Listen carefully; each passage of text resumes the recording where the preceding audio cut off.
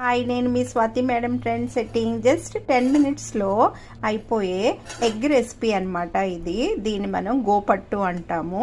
So ఇలాగా మనకి అట్టులాగా ఉంటుంది. నెక్స్ట్ చాలా ఈజీగా ప్రిపేర్ అయిపోతుంది అనమాట. సో దీని తయారీ విధానాన్ని ఇప్పుడు చూద్దాం. ఓకే, గోపట్టు.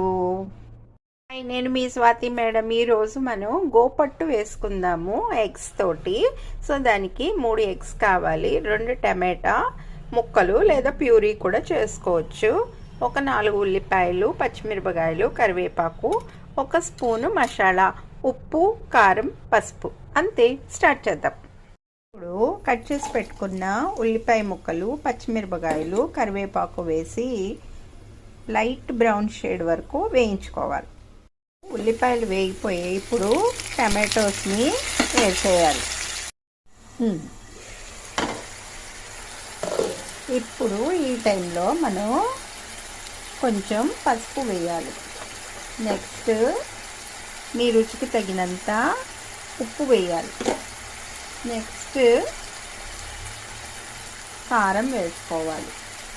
నెక్స్ట్ మనం తీసుకున్న మసాలాని కూడా ఇందులో వేసేసి మొత్తం అన్నీ బాగా మిక్స్ చేసుకోవాలి.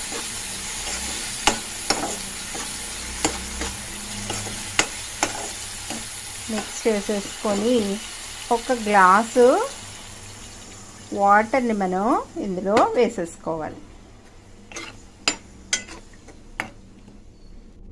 వేసుకున్న తర్వాత మళ్ళా ఈ వాటర్ బాగా మరగనివ్వాలి. పైనుంచి చూడండి. ఓకే, నీళ్ళు మరుగుతున్నాయి కదా, ఎగ్ని మిడిల్లో బ్రేక్ చేసి ఇలా వేయాలన్నమాట.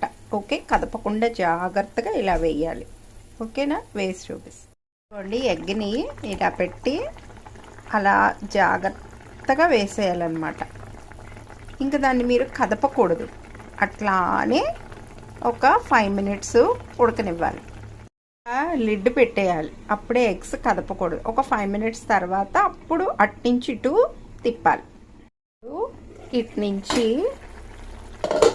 అటు తిప్పుదాం. ఇవ్వండి, 3 ఎగ్స్ జాగ్రత్తగా వేసుకోవాలి. ఇలా తిప్పాలి. చూసారా, ఇదే అట్టు, గోపట్టు అంటాం. ఇలా ఓకే, ఇలా ఉంటుంది అన్నమాట. టోటల్ ఎగ్ ఇలా వస్తుంది.